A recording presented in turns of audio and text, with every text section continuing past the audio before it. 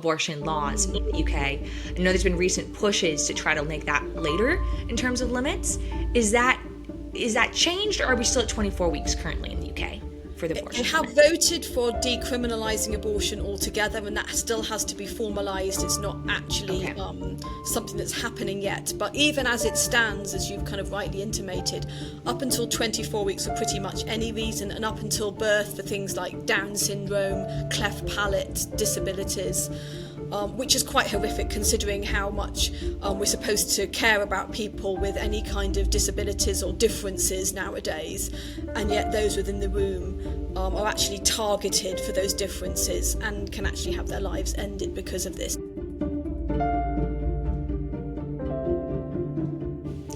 Welcome to Lifesavers, a pro-life global podcast. Really excited, Isabel, to have you here today and to share about the pro-life movement in the UK and your own experience even being a silent witness for life and the ramifications you face in the UK to do that. So I'm going to start us out with a word of prayer, and then I'd love to hear more about your story.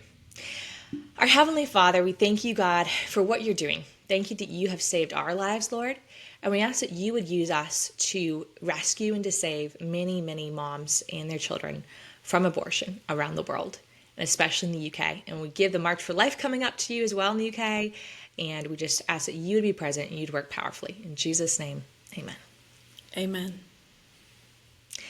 Isabel, tell me about yourself and your background. I know that you're the head of the March for Life in the UK, but you've also had a lot of legal cases against you in recent years because of your silent witness for life in front of abortion facilities. So how would you describe kind of your own title and your background? And then I'd love to get a bit of your story of what brought you to actually this place and why you're so passionate about the cause of defending life. Well, firstly, thank you so much for having me on, Bethany. It's lovely to be with you. So as you said, I am one of the co-directors of March for Life, which I run with my good friends Ben and Sarah Thatcher, who we founded it together sort of about 11, 12 years ago. And in a way, it's got an interesting history in as much as I'd founded 40 Days for Life in Birmingham. And as part of 40 Days for Life, you often have a midway event. And we thought as a midway event, we'd have a walk through the city centre, which we did. And, we got maybe, 50 to 100 people coming, just something quite low key. But just doing that made us really think, this is a great opportunity to witness something quite different from being outside the abortion centre, where we're more on a kind of pastoral one-to-one conversations that we're really focusing on. And so we decided to kind of break away and organise that. And obviously I still do 40 Days for Life, and we still run a really active campaign in Birmingham. But now we also have this annual march, which has just grown and grown. And, we have around 10,000 coming every year now. And as you just said, our next one is Saturday, the 6th of September. Wow, so exciting. I was just talking pre the podcast before we got on about when I went to the March for Life in the UK. I think it was 2017, and it was in Birmingham. And one of the main speakers, they tried to throw, I think it was I don't know if it was tear gas, but it was definitely some kind of like smoke bombs. Exactly. They were like pink smoke bombs that they threw off and tried to, with very minimally clothed people, run on the stage and try to, pull her off and to make a big ruckus. But fortunately, the police and other security were able to help, confront the situation there. But definitely felt like I've been to lots of March for Life events around the world in many different countries, Latin America, in Europe, and in all the US, of course, and spoken at some of them. And that was definitely one of the more intense ones. Let's just put it that way. Yeah, I think it's interesting. You just mentioned how, they were very, very disruptive protesters that year. They were wearing animal masks. They were really awful. And just to say, in London, they've got a much better grip on the protesters. So if you're thinking of coming, don't worry. But in Birmingham, I think it is interesting to see that, because they're always saying to us, move away from abortion centres, go out into the city centre. You can do your witnessing, your protesting or whatever there. And yet when we tried to do it, what were they doing? Jumping up on the stage, trying to pull out plugs, trying to be as disruptive as possible. So, wherever we are, they don't want us. It's not really that they want us to move away from abortion centres. They just don't want us in the public, full stop. I think people don't want us there, and as you said, that's the push is they don't want someone to speak the truth, especially when it confronts something maybe deeply emotional for them, because maybe they themselves encountered abortion, right? Maybe they walked through that and they made that decision and they felt so alone. And then when we are speaking the truth about the value of every human, they feel judged and hurt and shamed, right?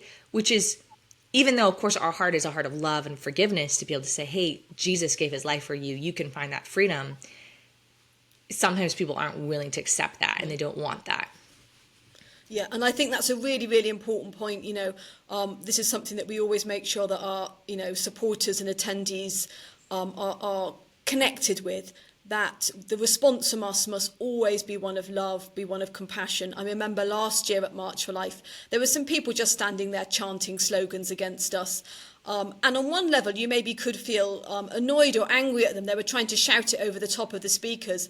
But at one point, I saw one of the men run off in tears. Something had touched him Wow. that was heard on the stage that day. And it reminds you, these are people who are very, very broken. And it's often coming out in anger, in swearing, in inappropriate language or behaviour. But underneath it all are confused and broken people. And meeting them in love could be the starting point to their conversion. And we very Absolutely. much need to remember that. And they're very wounded people, I think of the people who've been the strongest advocates for abortion who I know. They're the ones most of the time who either encourage their girlfriend to get an abortion, or maybe their girlfriend got the abortion without even telling them, which is the case of a man that I know. And then became a very strong advocate for abortion. But I Yeah. think in many ways it was because he didn't want to try to admit that maybe his girlfriend did what was wrong, right? Yeah. Because he couldn't have done anything. He felt defenseless in that moment.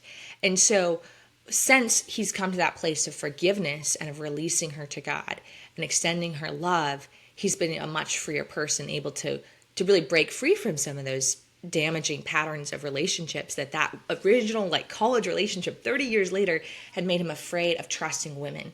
And so I think it's the brokenness of abortion affects how they speak up against abortion, or for abortion, I should say, but also it affects the rest of their life in so many different relationships. You're so right, Bethany. It's a kind of spirit of denial, and that can be the same for women and men. And I think it can almost be a coping mechanism to deal with the grief that Yes. anyone will experience after a loss of a child, whether they recognise it or not. And until they come to terms with what has happened and that recognise that they are grieving and come to that place of acceptance, that denial can really keep them in a spirit of anger, in sometimes in depression, all sorts of the ways that can manifest. So yeah, just helping people to gradually awaken to that truth and knowing that we have that merciful Saviour who will take that Yes. burden from us is often the starting point of somebody picking it up. I mean, I sometimes liken it, if I had a sack of rubble in my front room, and if someone said to me, if you pick that sack of rubble up, you've got to carry it around for the rest of your life, I would never touch it. I would leave it there, even if it was a horrible mess in my room. But if someone said there's someone just outside the door who will take it from you, then yeah, sure, why wouldn't I? And that's essentially the Christian message, that we can pick up all this Yes. mess in our lives and we can pass it over to Jesus and he will take it from us, Yes. which is why it's so important to be able to share not just the truth about life in the womb, but the truth about our merciful Saviour and the forgiveness that he extends to everybody, no matter what. Yes, yes, yes. Thank you so much, Isabel, for so clearly articulating the beautiful good news of Jesus. So tell me about what got you passionate about the pro-life movement in the first place. Why are you such an outspoken leader and advocate for life today? I think in a way it's a gradual journey, but I was brought up in a very pro-life home, a Christian home. My parents were both Catholics, and my dad particularly had very strong pro-life beliefs in a broad sense of the word. I mean, he was very much against abortion, but also for life. He would never be one to look at somebody who was struggling and say, what's it got to do with me? He would always align himself in solidarity with somebody who was going through difficulty. I remember growing up, we had a big house up on the hills, and there was a local, it was called a psychiatric hospital, but it was more of a community that people with severe mental health problems lived in, and everything was there for them.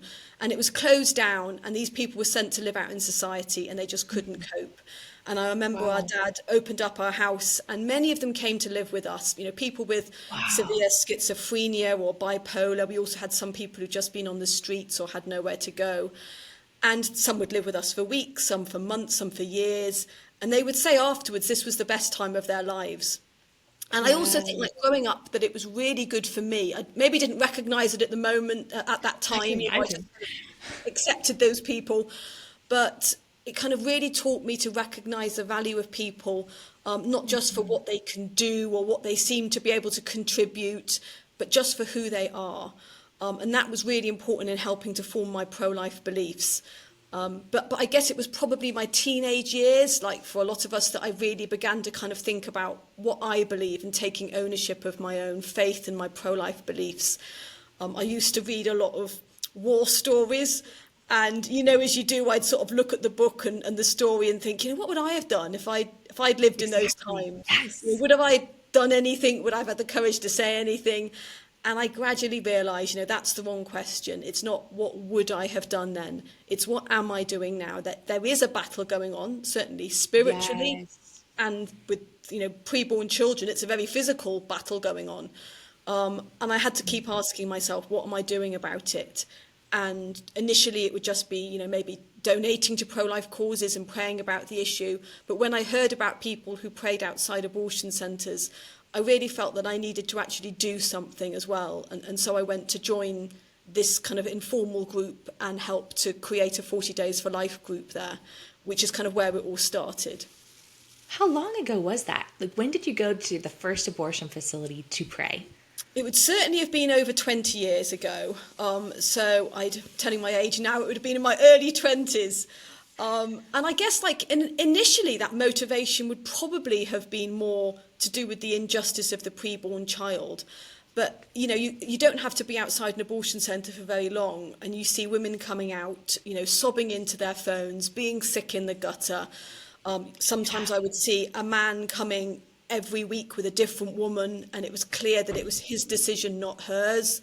You know, there was all sorts of horrific things that you would see happening there, and it really opened my eyes and my heart to how terrible this was for women. Yeah. And I kind of think, you know, in a way, that alone then would make me pro-life, just the damage it causes women. And also, if I'm honest, on occasions, you would see the opposite. You would see men like on their knees begging girlfriends or wives, please don't do this. I saw a man getting arrested just simply because he was begging his wife not to go, or begging his girlfriend not to go through with it. No violence, no aggression, no force, but the police were called by the abortion centre and he was arrested.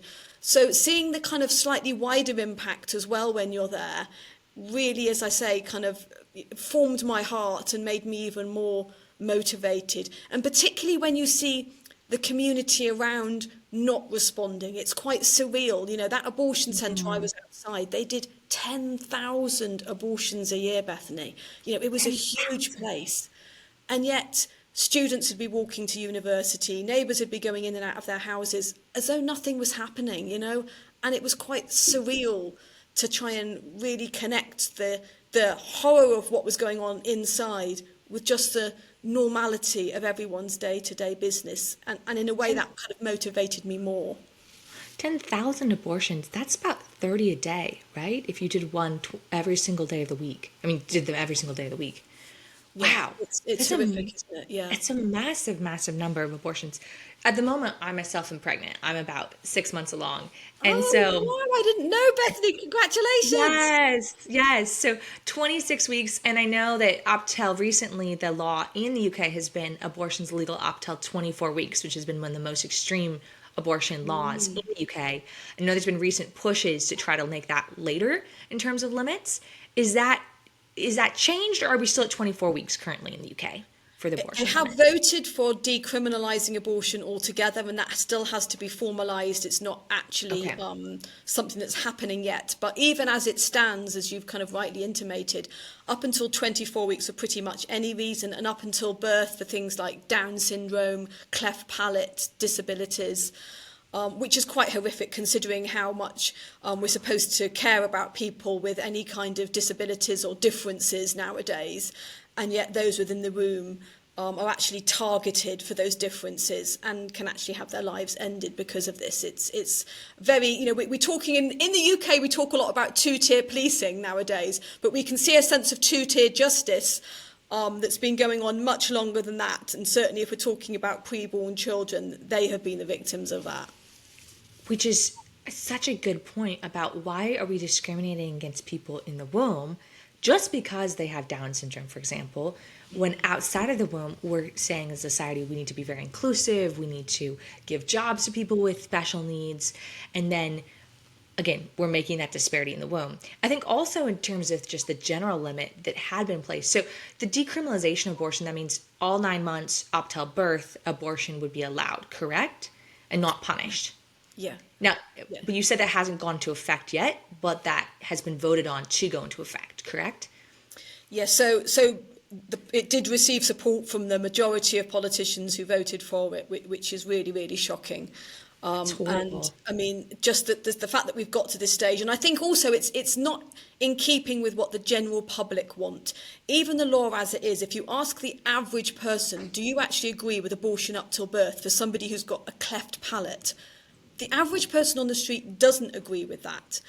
And they're trying to make abortion even more liberal. I mean, we've got 250,000 abortions annually in our country, and they want more. They're not satisfied with that. And like I say, this isn't what the average person wants. But sadly, with the government we've got, and we can't just complain about this government, it's been the same with the previous government, we're getting a lot of politicians who are very liberal with regards to how they view abortion. Which, when you consider the fact that babies have survived outside the womb at 20 weeks, I mean, I've been feeling my daughters kicking and moving for several months now. I think it's probably been since maybe week 17, 18, 19, somewhere in there. And so just imagining, like, sometimes it's hard for me to even grasp, okay, I'm got a baby, a human being inside of me. I look at the ultrasound pictures, I'm like, she's definitely very developed, But to imagine that at the same, age I am, or maybe just a little bit younger right now, legally, for any reason, women can walk into that abortion facility and say, I'm going to end my child's life, when they could have just walked into the hospital and that baby honestly very likely would have survived if given proper medical care, if they just And given birth in the hospital. it's so inconsistent, Bethany, with what our government is saying, in as much as if you have a miscarriage at any stage, you can have a fortnight off. If you lose your baby at any stage from miscarriage, you can get a baby loss certificate from the government. Wow. I also know people who've been through an abortion, regretted it, and asked for a baby loss certificate from the government, and they've received one, and it will say, at this abortion centre, you lost your baby. But if they want an abortion, it's not a baby, it's just, a heavy period or a clump of tissue or just a pregnancy. So there's this huge inconsistency that we've got there, even within the law and within the government. It's like on one level it's a human being, on another it's not, depending on whether you want it or not. That's how crazy it is. And of course, we're not the only country to have these crazy inconsistencies in our law, but I'm just pointing it out, even within our government.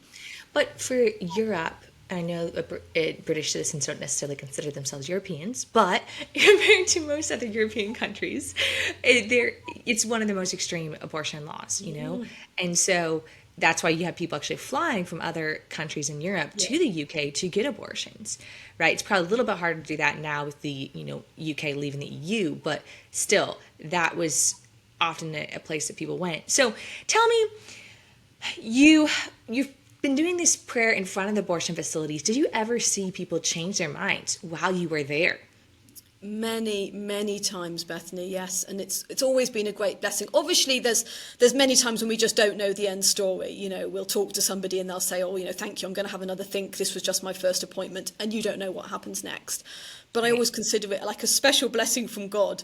I remember like the first time that I was part of that story and I knew the outcome.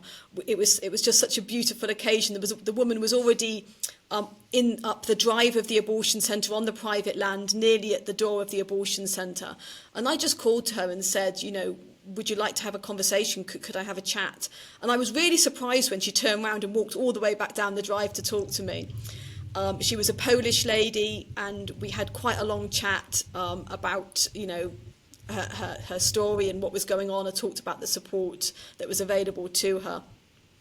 And she agreed to come along to a local crisis pregnancy centre. And, I left her in the kind of good hands of that crisis pregnancy centre. And I remember, obviously, prayed about her, prayed about the situation, and I knew she was being looked after. And it must have been like about 8 months later or so, regular Saturday morning, I was praying there outside the abortion centre, and a car drove up, and a local GP got out, and he came and said, I wanted to show you this photograph. The lady that you took to the crisis pregnancy centre, she's one of my patients, and she wanted you to see this photograph.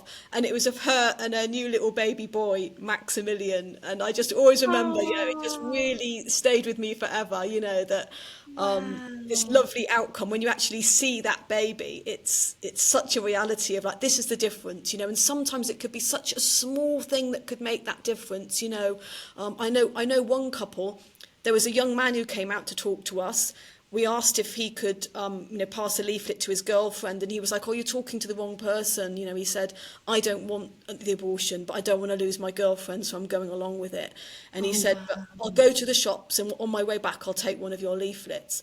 Meanwhile, a young woman came out and said, "Have you seen my boyfriend?" And I said, "Yeah, I think he's a guy who's just gone to the shops. Could we give you a leaflet? Is there any help we can offer?" And she said, "Well, you're talking to the wrong person. Really, I want the baby, but I just don't want to lose my boyfriend." So this guy comes back and we're like, "You two need to talk to each other." And within like 2 minutes, they were hugging each other. They couldn't believe that they had so nearly had an abortion just simply because they hadn't communicated. Sometimes it's as Wow. little as that as what it takes. Obviously, sometimes there's a huge lot of, help that's needed, finances, accommodation or whatever, but it's so important to be there. It can literally make that huge difference between life and death. I'm getting chills as you share that story about how both of them wanted the child, but they felt like the other person didn't. And so they felt like they were pushed towards this decision. And by you being there and being able just to say, hey, here's some help, here's some resources for you, and them actually articulating what they wanted, that gave the opportunity for them to have a conversation. Yeah. And if you hadn't been there, who knows? Who knows if they would have even understood that the other person actually thought It's the a same thing reminder as of, them. of how little goes on inside the abortion centres. They're literally not even getting people to talk. I've heard of so many people who went in and it's literally a case of just sign this, do you want the abortion? Okay. They don't have all their questions answered. They're not giving counselling. They're not provided with alternatives. No one in there is going to offer them a house or finances or friendship like the people outside are. And yet we're the ones being targeted by these buffer zones to move away. How ironic is that? Who's really the pro-woman in all of that? And you mentioned a house or finances or friendship. So, what kind of resources do you offer to the women who are considering abortion? Yeah, so we often connect with an amazing organisation called the Good Counsel Network, which operates in England and particularly is focused on helping women or couples in difficult situations. But I know in Birmingham we've often managed to support people just ourselves. And really I would say that the help is tailor-made to suit the individual. We don't say, would you like this, would you like that? It's a case of what would you need to continue your pregnancy and beyond, because of course it doesn't just stop when they have the baby. And then we'll be listening to what that woman or couple are telling us. Obviously, it's not anything that they want. If they wanted a six-bedroomed house and a brand new car, but sometimes they might need a car. Sometimes they might need a job. Sometimes they might need private medical care. Whatever it might be, if they need it, we provide it.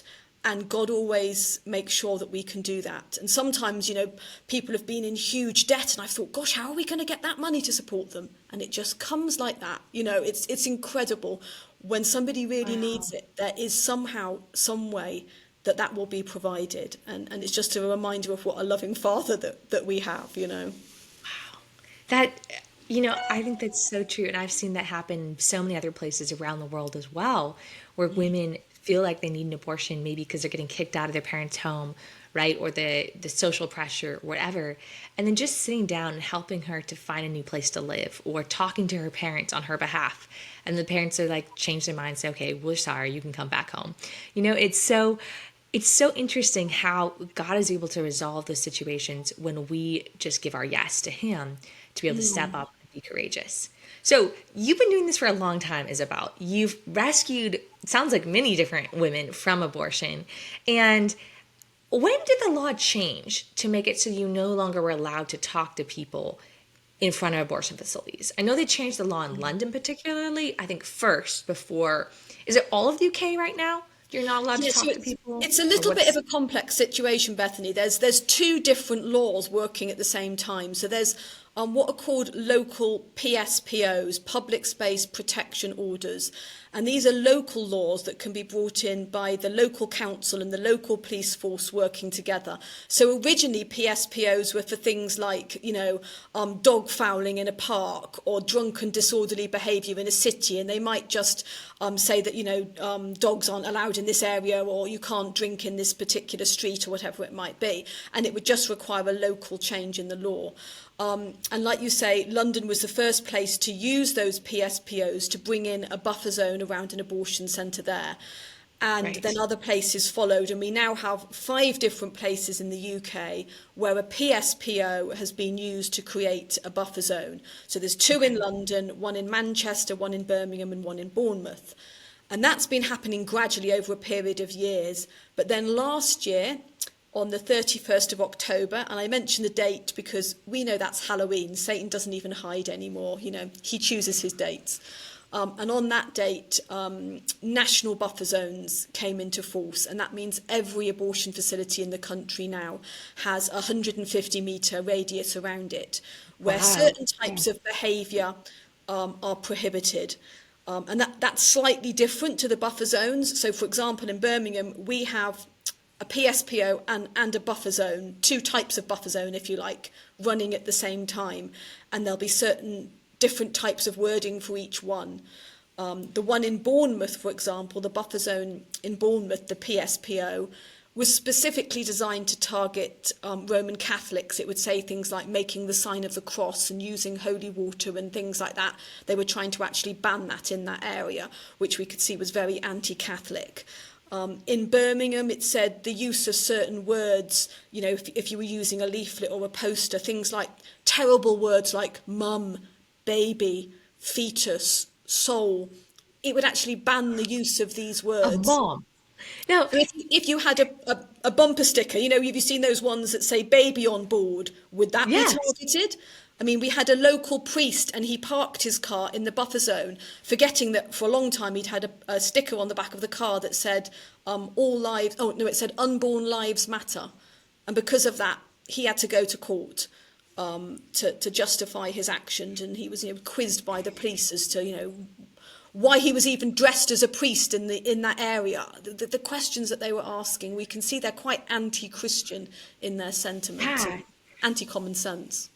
So I think it's really interesting. I lived in Colorado and did pro-life work there for a couple of years. In Denver, there's a very large abortion facility, and they also had a buffer zone in front of it because also Colorado similarly has buffer zones, and they've had them for years. And I think it's either 100 or 150 feet. You said it's 150 meters, correct? Approximately, yes, yes. Yes, which is, for all the Americans listening, that would be about 450 feet, which means but I'm thinking in the situation, the Colorado abortion facility that we went to, we were able to stand outside of the gate and then just not able to go because it was from the front door of it wasn't from their edge of their property, which we would have had to stand quite a ways further back. And so we were still able to do a lot of sidewalk counseling and to talk to the people. Obviously, other locations where it was in a strip mall, we had to be at the entrance to the strip mall, and that became harder, right, to encounter the women. Yeah. But I think the difference is in Europe, especially in the UK, where you have an abortion facility, like your sidewalk goes right in front of your abortion facility. You know, you have people walking, as you said, students walking to school, moms who live next door, right, with their kids. And so it's a situation where it's not an isolated building with a huge parking lot all around it. It's, you literally have people living next door to the abortion facility. So it's not just a discrimination against the, you know, people who might want to come to try to speak with the women going in there. It's a discrimination against the neighbors who, as you said, maybe are Catholic, right? And they want to pray, you know, in their house, or Christian of any type. And, or to call their, you know, the kids want to call their kids mom, you know? Like, to me, I think that's a very, very crazy concept. And how do you implement something so crazy as that? I mean, as you know, I've been arrested for simply standing there outside the abortion centre. And yet outside that same abortion centre, at the same place where I've been arrested, you'll often see women, you know, stopping there to chat or just to think or have a smoke before they go into the abortion centre. You'll see people waiting there for a taxi, you know, people walking their dogs, stopping to talk to each other. Do we ban stopping on a public street? Do we ban thinking on a public street? You know, unless we're going to say that, you know, you can't be pro-life in this area. You can't come into this area if you are pro-life, which is incredibly discriminatory. Then it just makes no sense to say that that is the law, which is, of course, why it does need to be challenged. And I'm glad that people are waking up to that, the truth about what it is. But, you know, the fact that the police are still investigating people and still, you know, as you know, I've been arrested multiple times for simply silently praying, no outward manifestation of that whatsoever. This is really concerning. And you were acquitted a few months ago, or maybe a year ago, right, for your previous time that you had been in front of an abortion facility, correct? What happened that time? It's gone on for a long time now, yeah. As we speak, it's 2 years, 9 months.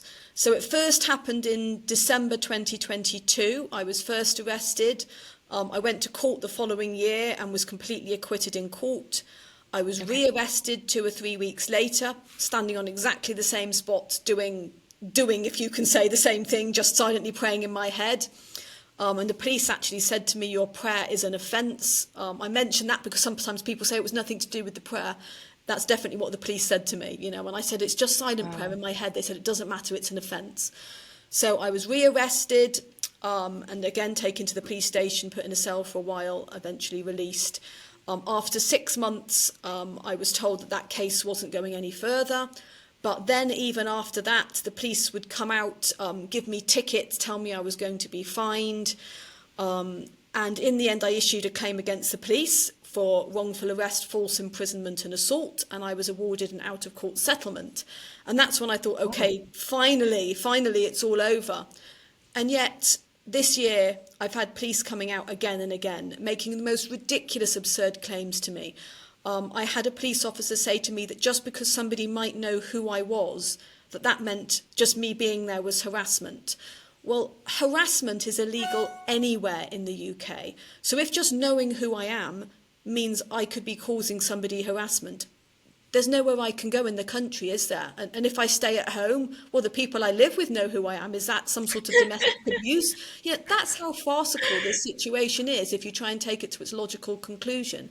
They're employing police officers to stand at the opposite side of the road and just watch me silently pray. You know, with all the crime that we've got in this city, in Birmingham, where the abortion centres are, that's what they're employing police officers to do. I mean, if I lived in that area and had my car stolen or my property burgled or been sexually assaulted or all the other manner of crimes, I wouldn't be feeling very happy at the police spending their time doing that, I can tell you. But it sounds like the abortion facility must know that even when you're silently praying, you're making an impact. Otherwise, I presume they wouldn't be calling the police every time that you happen to be there. I think actually these buffer zones have really fostered a sense of intolerance. And I think if it had been nipped in the bud, we wouldn't have got to this stage. But I mean, I know when we first went to this abortion centre, we were met with a lot of anger, not from the people using the abortion centre, but from some of the locals. You know, we'd be spat at and sworn at and threatened, Yes. physically assaulted. And even if we would catch a physical assault on camera, you know, there'd be witnesses, you could see the number plate of the car, you could tell who this person was. The police wouldn't do anything. And when I said to them, you know, why aren't you doing anything? They said, well, if you don't want to be assaulted, you don't have to come out of your house, do you? So we could see they didn't really do anything about that. And if that had been nipped in the bud, things might have calmed down. But in a way, it's gone completely the opposite, and it's escalated because the police have almost helped them to feel empowered in the way that they're behaving, by then trying to implement these buffer zones and act as though we are the ones who are behaving criminally, when completely the reverse is true. And like I say, even though most of my volunteers pray outside the buffer zone, like when we have 40 days for life and things, they're actually standing outside the buffer zone, outside a local Catholic church, which is at the other end of the street to the abortion centre. And locals have been saying things like, that church needs to move. This is like an old church that's been there decades longer than they have. But I think it just illustrates the intolerance that we're creating by trying to make people who've just got these different beliefs, like as in pro-life beliefs, to be some kind of second-class citizen. And that's what these buffer zones are essentially doing.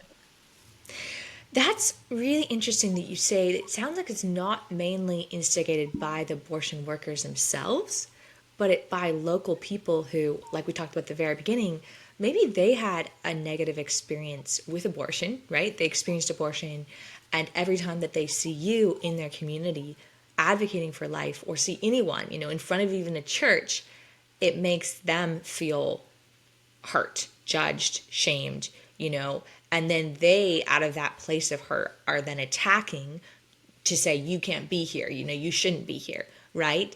Because you are bringing up the truth of, to try to, you know, and making me feel bad, right? And like we talked about at the beginning, is our heart is not to make people feel bad. Our heart is to let them know that there is love for them. There's love and forgiveness for them, even if they've walked through abortion. But there's also love and forgiveness for that mom who's in an unexpected pregnancy, who feels ashamed and afraid to tell anybody, you know, and we want to extend that hope for her. And we don't want to forget about her just because people who have experienced abortion are really hurting, you know. We want instead both people to know that they are having hope and that there's a future for them, and they don't need to be suffering in silence, but they can walk forward with joy and with life. And so thank you for being so courageous. I know you mentioned at the very beginning before we were recording that you're through most recent arrest to keep on pushing off the deadline, but it sounds like you have some kind of upcoming trial here in September. Is that correct? So I'm being investigated at the moment. They haven't rearrested me, but they just told me that I'm under investigation, and they're just pushing the deadlines of when I will get the result of that investigation. So I still don't know what that is. But I do think maybe it's just worth, as you know, I know you're bringing this to a close, maybe just reminding everybody that at its heart, as most of us know, this is a spiritual battle, which is in God's hand, but he needs us, you know, he has allowed himself to be in that position where he needs us to do our part. So I just think really engaging spiritually with this issue as well. We can't just think of it through tactical or practical means. We need to make sure that we're kind of spiritually invested in this to really be effective. Wow, thank you for mentioning that. And again, the March for Life, you said, is next week. So anyone in the UK or anyone who could come should definitely be there to be that voice, physical presence, but then also, as you mentioned, to pray and to know that this is a spiritual battle, that Jesus, you know, I love the verse that says, like, I have come that you might have life, you might have it abundantly. But we have to remember the verse right before that says the devil comes to kill, to steal, and to destroy, like the thief, right? But I have come that you might have life and you might have it abundantly. And that's a beautiful hope and message that we can all just partner with the Lord in bringing to the world as we know that he's rescued us. So Isabel, thank you so much for coming on and for sharing with me your story and for your strong, bold, courageous. It's really convicting for me. I was just this morning went for a walk before our interview, and I was just praying. I was like, wow, like, Lord, you just seem so much like someone who is like Daniel. You know, it was banned to be able to pray in his nation, but he just kept on doing what he did. And the Lord delivered him, even though, he was thrown into the lions. And I see that you have kept on doing what the Lord's called you to do, even when prayer has been banned in the most, in really places that are the darkest. And you kept on going, and the Lord has kept on delivering you, and you're keeping on going, and you're not giving up. And so it really is even a challenge for my own, courage and conviction. So thank you for saving lives, Isabel, and for continuing to step into who God has made you to be. Well, thank you again so much for having me on, Bethany. It's really lovely. I know we were just saying we've never really met in the flesh, but it's really lovely to connect on here, and your own witness and encouragement in the pro-life cause. I'm sure there's many people who are feeling inspired by that. So thank you. And just a reminder, we're called to that faithfulness. We don't know the end of the story. I don't know the end of my story. Yes. Except that I want one day to hear those words, well done, good and faithful servant. It's the faithfulness. Yes. We've just got to really trust that if we're faithful, God will produce fruit from it somehow. You're absolutely right. And in the end, we know that Jesus always wins this battle. So whether or not we see it on this side of eternity, we know that he is a victor. And if he is a victor, then we're in him, we are victors too, and we're going to win. So, Amen. Thank you again. Have a blessed rest of your day, Isabel.